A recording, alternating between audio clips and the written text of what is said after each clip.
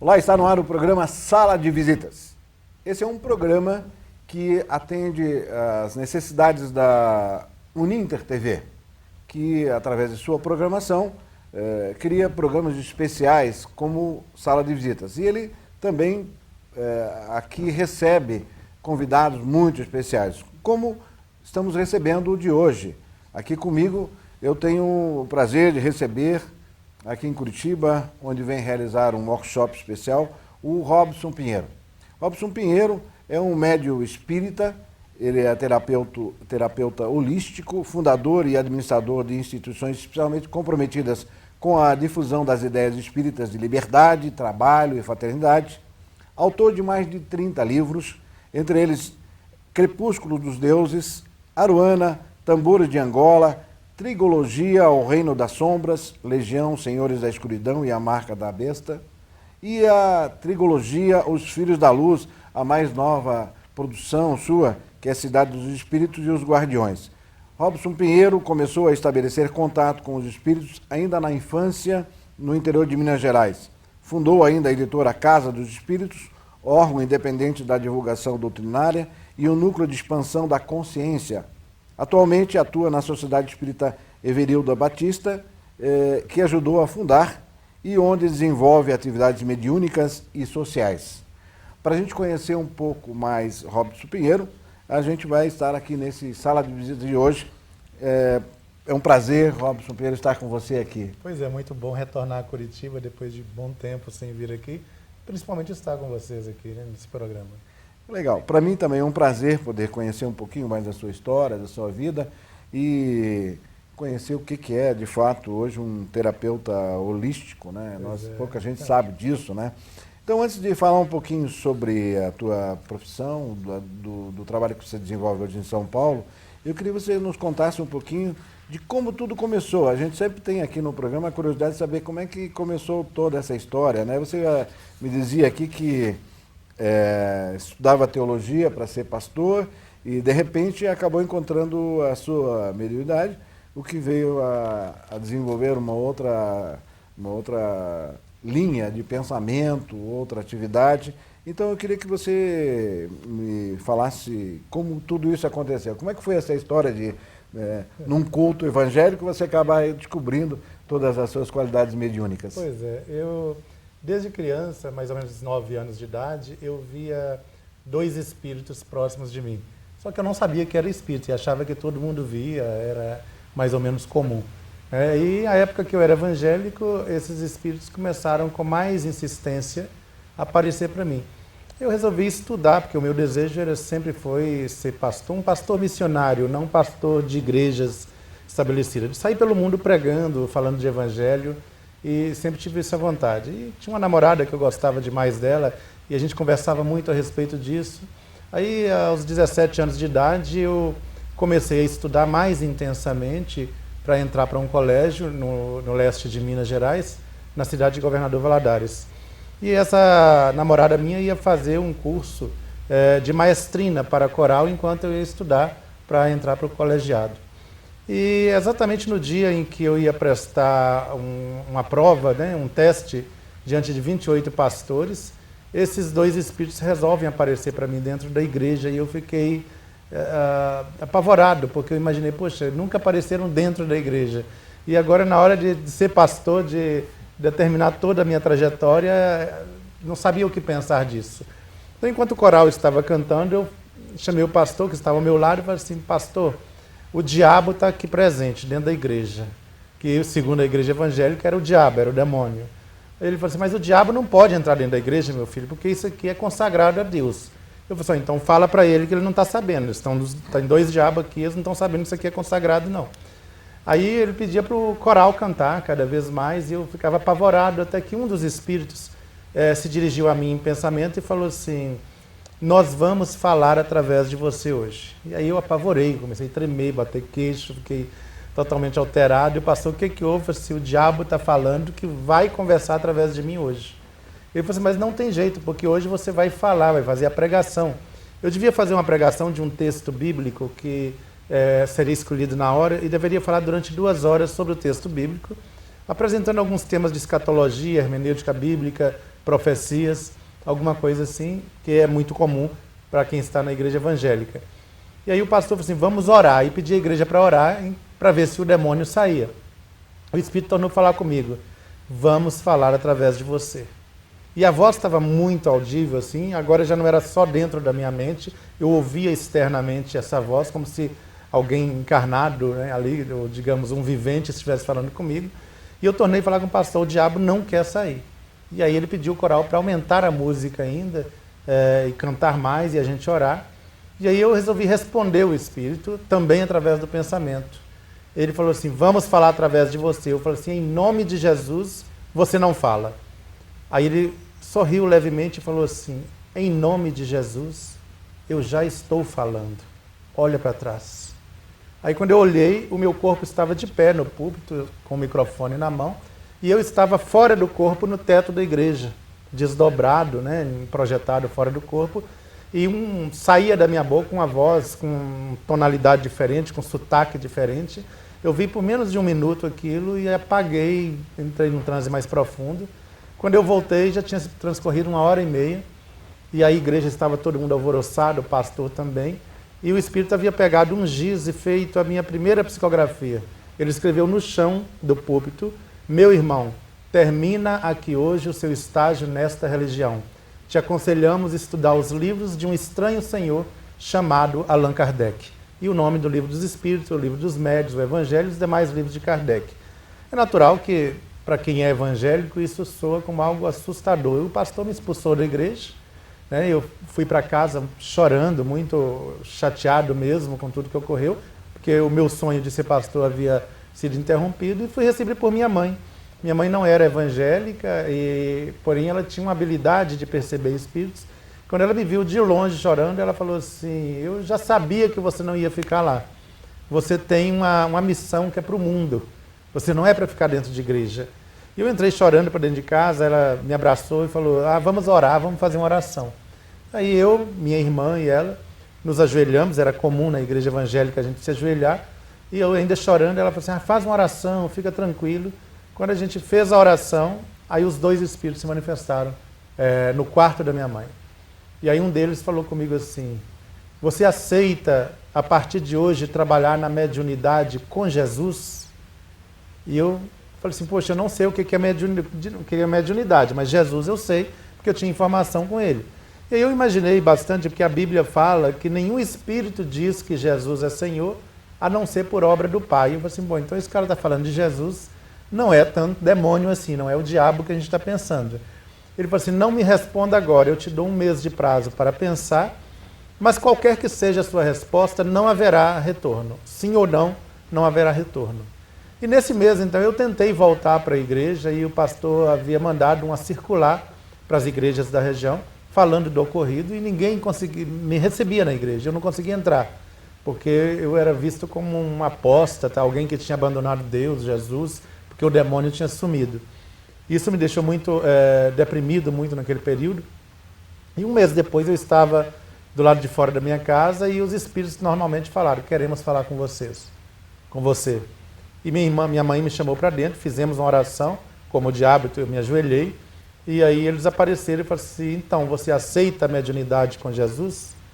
Aí eu falei com eles, olha, eu não sei o que é mediunidade do que você quer dizer, mas eu sei o que é Jesus. E se você fala em nome de Jesus, eu aceito. Aí ele falou comigo, pois bem, então para esse trabalho nós temos algumas questões, alguns quesitos a serem obedecidos. Primeiro deles, nessa encarnação você não vai se casar.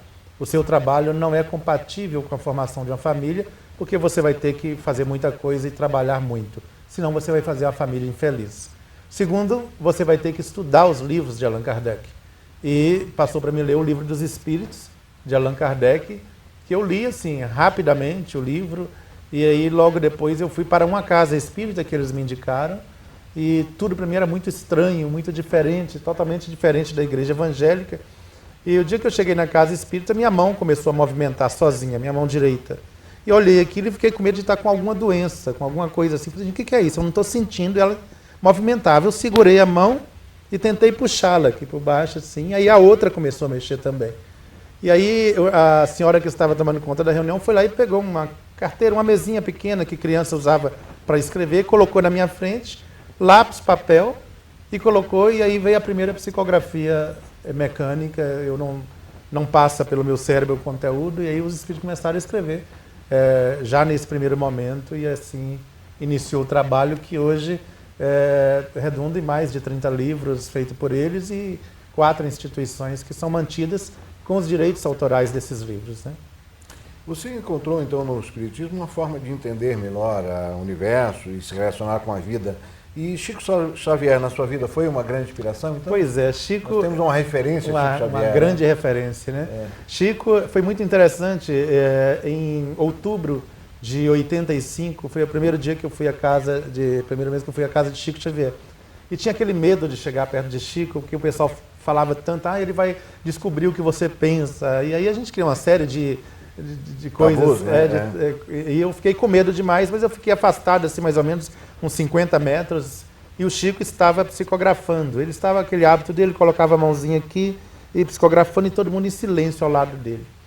E eu vi o Chico psicografando, eu já psicografava mensagens dos espíritos, mas ele fazia um trabalho específico, que ele foi o primeiro médium que a gente conhece no mundo a fazer isso, que chamava Cartas Consoladoras. Era mensagem dos parentes das pessoas, né, que chegavam e falavam: meu pai, minha mãe, eu estou aqui, dava os detalhes da morte, da vida e tudo isso. E ele estava lá psicografando, de longe eu só pensei assim, um dia eu queria psicografar uma carta dessa. Ele parou na hora, assim que eu pensei, ele parou, olhou para mim, o pessoal afastou assim, ele mexeu nos óculos e falou assim: meu filho, cuidado com o que você pensa, você não sabe o que está reservado para você. E continuou psicografando. E aí eu estava tremendo, assim, falando: nossa, ele percebeu o que eu estava pensando. Aí passou alguns 5 minutos, eu tornei a pensar de novo: poxa, independente de qualquer coisa, eu queria um dia ter esse prazer de poder dar uma mensagem dessa e o próprio parente descobrir ali o seu afeto que já partiu. Aí ele parou, movimentou os óculos, me chamou para perto dele e falou assim: ô Robson, eu quero que você grave uma coisa que eu vou lhe falar. E eu peço perdão que eu emociono. Quero que você grave uma coisa. Depois de muitos anos, a gente vai falar sobre isso. Eu falei assim: o que é, Chico? Ele falou assim: o preço de quem consola é viver na solidão. Guarda isso, porque depois de algum tempo a gente vai conversar sobre isso. 1 ano depois eu fui visitar uma casa espírita e nisso eles estavam cantando uma música, até uma música católica, falando sobre Maria de Nazaré, a quem eu tenho uma afinidade muito grande. E eu sentei à mesa e nisso um espírito chegou e falou assim: quero escrever. E um espírito que eu nunca vi, era um jovem, mais ou menos de 19 anos de idade, e começou a escrever uma mensagem através de mim. Eu fiquei escrevendo, e minha mão mexia com muita força. E terminou e eu fui ler a mensagem e falei: poxa, eu não vou ler isso. Era a primeira carta consoladora. E aí um dos espíritos orientadores, que o espírito Joseph Kleber, um ex-médico alemão que me orienta, falou assim: pode ler, porque a mãe desse espírito está aqui e precisa ouvir isso. E quando eu fui ler, ele falava na mensagem que a mãe estava passando para suicidar com um vidro de veneno dentro da bolsa, porque ele havia morrido 1 mês antes. E falando com ela: mãe, não faça isso, porque se você fizer, você não sabe quantos séculos demoraremos a nos encontrar novamente. Você ouviu passando aqui falar de Nossa Mãe Santíssima, e por isso você resolveu parar e entrar. E eu aproveitei esse momento para falar com você que eu não estou morto. A morte é uma ilusão. Eu estou vivo e estou aqui. E aí começou a relatar os detalhes da vida dele, que somente ela conhecia. E aí foi o primeiro momento que eu psicografei essa carta consoladora. Passou uns 10 anos desse fenômeno. Eu fui a Uberaba, a gente ia com muita frequência, o Chico Xavier. E aí, no meio de uma coisa que não tinha nada a ver com outra, o Chico falou comigo assim: você lembra do que eu te falei, meu filho? Eu falei assim: nossa, Chico, você fala tanta coisa com tanta gente, por que eu vou lembrar de alguma coisa? Ele falou assim: você vai lembrar sim. Aí falou comigo assim: o preço de quem consola é viver na solidão. Hoje você sabe o que é isso. E aí o Chico, através dele, que nós fundamos a Casa dos Espíritos, a editora, que as mensagens de orientação vieram através deles, e a Sociedade Espírita Everilda Batista. Um pouco antes dele desencarnar, ele me deu umas fitas gravadas, aquelas fitas cassetes, mini cassetes que existia naquela época, e falou comigo assim: guarda isso, esconde e só ouve depois que eu morrer. E eu perdi essas fitas, não sabia onde guardei essas fitas e tudo, até que quando o Chico desencarnou, eu estava no Rio Grande do Sul fazendo algumas palestras, numa jornada por lá. E aí voltei para Belo Horizonte, falei, puxa, vou ou não vou para Uberaba, o que vai acontecer? E aí Uberaba virou um tumulto de gente, eu resolvi ficar em Belo Horizonte mesmo, e sonhei com ele. Ele falou assim, ouça a fita que eu gravei. Eu falei assim, mas que fita? Ele falou assim, você vai lá na Casa Espírita, tem um balcão branco, na terceira parte do balcão está embrulhado num papel cor-de-rosa, atrás de uma caixa, vai lá que estão as fitas gravadas. Aí no outro dia eu fui, falei assim, isso é um sonho bobo. Cheguei lá, a fita estava lá e o Chico estava dando as diretrizes para a fundação da Universidade do Espírito de Minas Gerais, que são as instituições que hoje compõem a Unispíritos, né? E o trabalho da Aruanda de Pai João e da Clínica Holística José Kleber, que hoje estão em pleno andamento e funcionamento em Belo Horizonte. Então o Chico teve um papel na vida da gente, além de ser uma grande referência para todos nós que somos espíritas e que estamos tentando aprender essa caminhada de respeito ao ser humano, de valorização da vida e valorização dessa diversidade cultural e espiritual maravilhosa do Brasil. Muito bom. Até eu me emocionei aqui, Robson. Realmente uma história muito bonita, bem interessante. Você me diz assim, dessa questão desse preço, né? Eu aqui fico me questionando, né? Quem consola tem um preço, viver na solidão é um preço. Você, na tua vida, essa compensação, né? Tudo isso que você faz, né? Será que é preço para você viver na solidão? Só me responda essa questão que eu vou passar para outra aqui. Sim. Mas tirar a minha dúvida. Mas é aqui. uma realidade, porque a gente está o tempo inteiro envolvido com muita gente, o tempo inteiro. Mas o que o Chico quis dizer uma vez ele brincou com a gente, vai assim, olha, se você parar de psicografar um dia, meu filho, no outro dia você perde a metade dos amigos. Entendi. Então, assim, muita gente vem atrás da gente por esse causa do trabalho, certo. E não por causa do ser humano, o Robson certo, Pinheiro. Certo. Não, agora você me respondeu. Então, é o preço, sentido, né? Nesse sentido. Na verdade, você tem todo um tributo, uma missão, né? Já tem toda então, uma mas missão. a gente tem que trabalhar, vamos a cada dia vencendo os desafios normais como qualquer ser humano tem, né? Então não tem diferença nesse sentido. E para você, qual é a compensação? Nós temos um preço da solidão, mas qual é a compensação? A satisfação do dever cumprido. Entendi. A satisfação de poder deitar na minha cama e falar assim, fiz a minha parte. Certo. Me perdoe emocionar. Com certeza, eu vejo você emocionado mesmo. Mas, acho que essa missão que você tem, né? É uma missão que é dada, não é a qualquer pessoa. Né? Acho que você é um iluminado, é uma pessoa que tem todo esse trabalho importante que você faz e o preço, eu acho que é isso, essa possibilidade que você tem de ajudar o ser humano, né? Você poder resolver tantas questões que as pessoas, às vezes, as angústias, as preocupações, até, às vezes, um problema de estado de saúde, né? Eu acho que essa missão que você tem um preço, né? Tem um custo para você, mas socialmente falando, né? A nível de ser humano, é maravilhoso. Eu acho que todo ser humano, na verdade, tem essa grande oportunidade. Isso não depende de religião, de rótulo nenhum. Todos nós temos a oportunidade de fazer a nossa parte para a humanidade, de deixar a nossa marca aqui na Terra. E é muito bom quando você deixa a sua marca, qualquer que ela seja, em benefício da humanidade, e poder falar assim, puxa, eu dei qualidade ao ambiente que eu vivi, que seja a minha família, a minha primeira comunidade, mas eu saí daqui, fiz alguma coisa e deixei a minha marca. Isso não depende de ser espírita, católico, o chamado de Deus é para toda a humanidade. Né? E tem muita gente boa fazendo muita coisa aí, né? Tem muita gente boa fazendo diferença. E essas pessoas boas, muitas vezes nem religiosas são. Né? A maior parte delas nem espíritas são, né? Mas estão fazendo diferença. E isso é mais importante do que tudo. Que a gente chega em casa e fala assim, olha, apesar de todos os meus erros e todas as limitações, hoje eu fiz alguém sorrir. Me lembra muito o espírito de Teresa de Calcutá, tem até um livro psicografado por ela, que ela fala assim: não permita que ninguém saia da sua presença sem dar um sorriso. E isso todo ser humano pode fazer. Deus pediu muito pouco para a gente, Ele não pediu muita coisa, Ele pediu apenas que nos amássemos.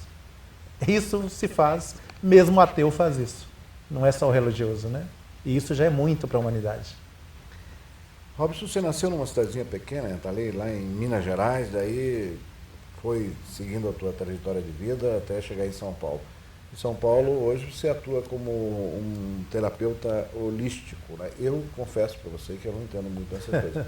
Mas como nós estamos num programa de televisão e o objetivo aqui é a gente socializar as informações, eu gostaria que você falasse um pouquinho sobre o que é um terapeuta holístico e qual a importância desse teu trabalho. Pois é. Primeiramente, só para esclarecer mais, eu continuo em Belo Horizonte. Continua em Belo. Só que eu vou todos os meses para o meu consultório em São Paulo e de lá é que eu parto para fazer as outras viagens e tudo mais. O terapeuta holístico é um terapeuta que tem uma visão mais ampla. Holístico vem do holos, do grego holos, quer dizer o todo, né, o pleno, o total. Então é um terapeuta que trata o ser humano não apenas como um conjunto de músculos e nervos, mas sobretudo como um ser humano integral, que é corpo, alma, espírito, né? A mente. Então é que tem uma visão mais ampla. Nesse sentido, eu trabalho com um diagnóstico energético através de uma câmara Kirlian, uma máquina desenvolvida na Rússia nos anos 40, que tira foto da aura humana. Através daí a gente analisa aspecto físico, psicológico, energético, emocional do indivíduo e aí posso fazer uma abordagem mais acertada. Trabalhamos com florais fitoterápicos, com acompanhamento emocional, com regressão e com outros aspectos, considerando o ser humano nessa sua totalidade. Isso é, de uma maneira resumida, o trabalho de um terapeuta holístico, né? Que me deixa muito feliz por fazer. Eu queria que você nos contasse algum case, algum caso específico, assim, alguma história bem interessante dentro dessa tua profissão de terapeuta holístico que tenha acontecido com você e pode servir de exemplo prático para aquelas pessoas que vão até você. Pois é, eu sou muito conhecido tanto como orador, médium ou como terapeuta por falar abertamente com as pessoas. Em Minas Gerais a gente fala assim que a gente não leva desaforo para casa, né? Como terapeuta eu tenho que fazer isso, não deixar ninguém enganado. Então um dia teve uma pessoa no meu consultório, uma moça muito bonita até, com feições muito bonitas, e ela subiu as escadas já meio chorosa e tudo, e chegou perto de mim e falou assim: porque ninguém me ama, eu não consigo encontrar ninguém que possa olhar a minha beleza interior. Os homens só são habituados a olhar só por fora. Eu falei assim: mas você quer alguém que olhe a sua beleza interior, faz uma cirurgia, pede ao cirurgião, que ele vai se apaixonar pelo seu fígado, coração, intestino, porque homem nenhum está querendo olhar a beleza interior. Sinto muito, né? Como diz, me desculpem as feias, mas a beleza é fundamental. Assim, então o homem vai olhar a parte exterior e depois ele descobre que você tem algo de bom dentro dela. Aí eu a chamei diante de um espelho e falei assim: dá uma olhada aí se algum homem vai gostar disso que você está vendo. Ela ficou assustada comigo. Falei assim: olha, você tem feições bonitas, cabelo bonito, mas maltratado. Um batom que não condiz com você, da mesma cor da sua pele que não realça. Você está usando uma roupa que não combina, saia com tênis. Falei assim: tem alguma coisa errada aí com você? Tênis é uma coisa esporte. Assim, não dá certo. Você dá uma arrumada aí, porque senão você não vai arranjar. Você vai chegar aos 70 anos e vai continuar chorando do jeito que você está. Ninguém vai gostar disso que está vendo. E fala assim: cuidado, porque a concorrência é alta, né? Tem muito boa concorrência. E ela saiu com raiva do consultório. Aí 3 meses depois ela retorna aí toda feliz, alegre, maquiada, arrumada. E eu brinquei com ela assim: você fez amor, não é? Ela riu, falou assim: nossa, Rob, você me deixa sem graça. Eu falei assim: mas com esse brilho nos olhos, a cor da sua cutis, com certeza arranja um bom namorado. Ela falou assim: aprendi a me cuidar agora, de raiva de você, mas aprendi a me cuidar. E isso também não é só a terapia, isso é uma feição do que o Espiritismo chama a gente, de nos amar mais. Se eu quero fazer alguma coisa para mudar o mundo, eu tenho que mudar a mim mesmo. Eu tenho que ser, como diz Gandhi, a transformação tem que começar em mim, a mesma que eu quero ver no mundo. Eu quero que os outros gostem de mim, mas eu não me amo, então não preciso esperar isso, né? É uma questão de me cuidar. A terapia holística, ela também aborda isso, da questão da pessoa se valorizar ao máximo e não basear no que o outro fala, mas naquilo que fica bem para ela, né? Porque se eu for olhar o outro, tem tanta diversidade no planeta, tanta diversidade, cada uma maravilhosa. que não dá para se basear no outro. Você tem que encontrar o seu jeito e aquilo que está bem para você. E com esse bem, aí sim, o mundo vai ser melhor. Os Espíritos nos falam muito a respeito disso. Faça o bem para você, que aí o mundo já melhora, né? Eu lembro até de Chico, uma vez que o Chico usava uma peruca e o Emmanuel falou assim, nossa, Chico, que coisa feia. Ele pegou e falou assim, olha, mas eu tenho a minha vaidade também. O mundo não tem que ver essa feiura, né? Então eu tenho que me cuidar de todo jeito, porque precisa contribuir e todo mundo pode, que seja com um sorriso, mas se você se embelezar mais, se cuidar mais, o mundo já vai ser mais bonito por isso. Ninguém precisa olhar para o mau gosto. Eu brinco assim com os meus consulentes que vão no consultório, a mulher tem que estar tão bem, mas tão bem resolvida, que ela pode estar assim, até com depressão, mas se ela for à esquina, ela tem que ir de salto alto e maquiada, para outra olhar para ela e cair de raiva e de ciúme e de qualquer coisa. Mas ela tem que estar ótima. Se tiver de chorar, chora dentro do banheiro e não deixa ninguém ver, enxuga as lágrimas, passa a maquiagem e sai rindo. Ria, nem que seja de raiva, mas ria sempre, que o mundo vai melhorar. E isso se a gente fizer dentro de casa, poxa vida, já mudamos o mundo. Lá fora pode ter guerra do jeito que for, pode ter feiura do jeito que for, mas dentro da nossa casa tem que ser um mundo de regeneração, um mundo de paz, de beleza. Tem que começar aqui dentro, senão não tem como espalhar essa beleza no mundo, né? Na vida. Vocês estão gostando, né?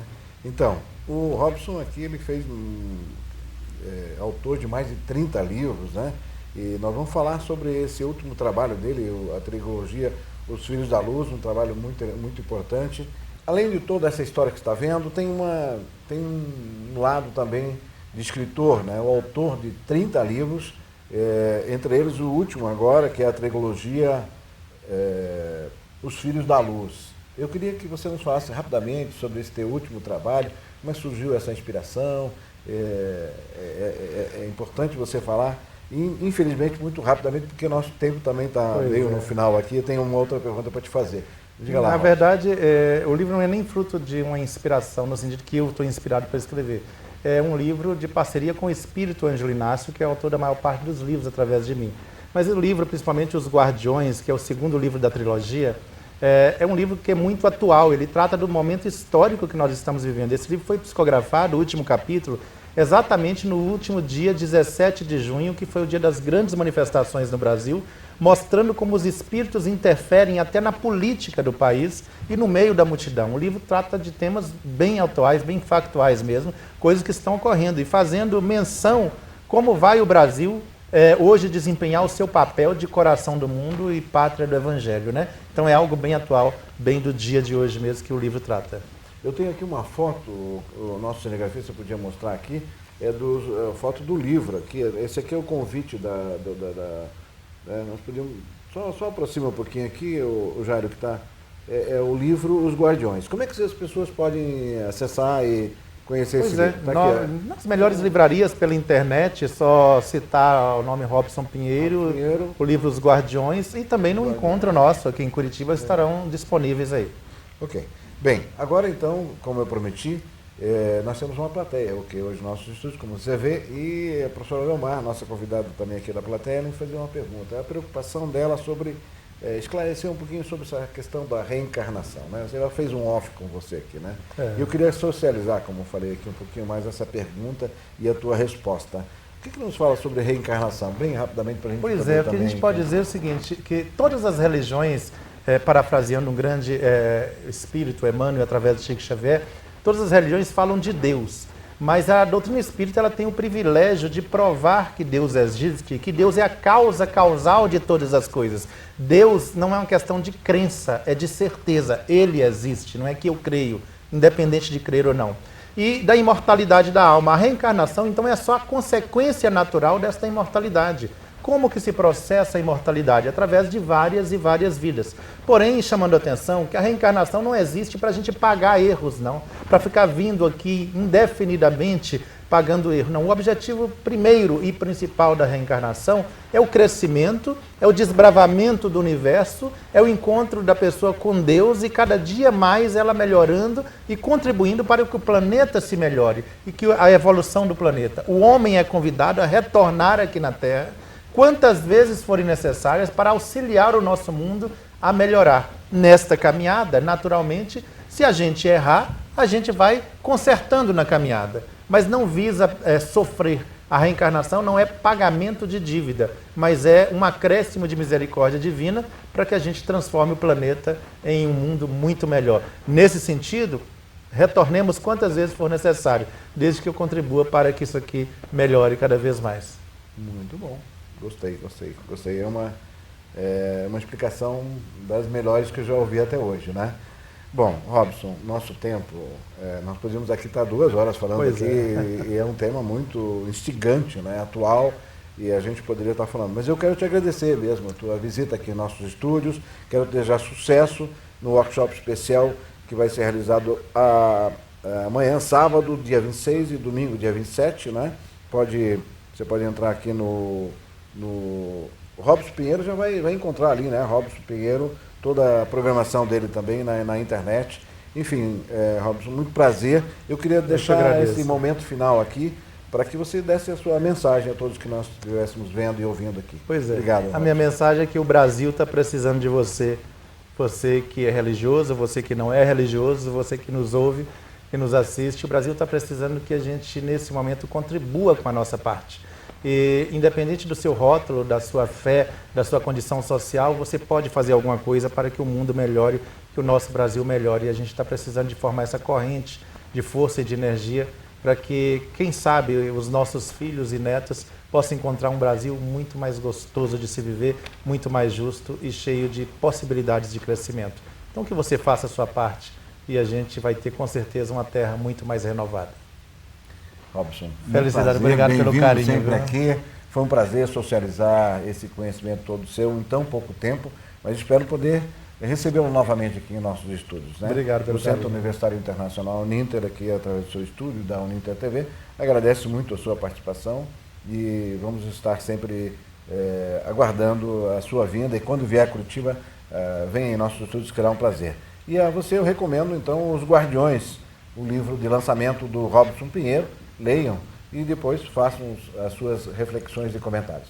Muito obrigado a você que nos assistiu até agora, e até o próximo Sala de Visitas. Obrigado.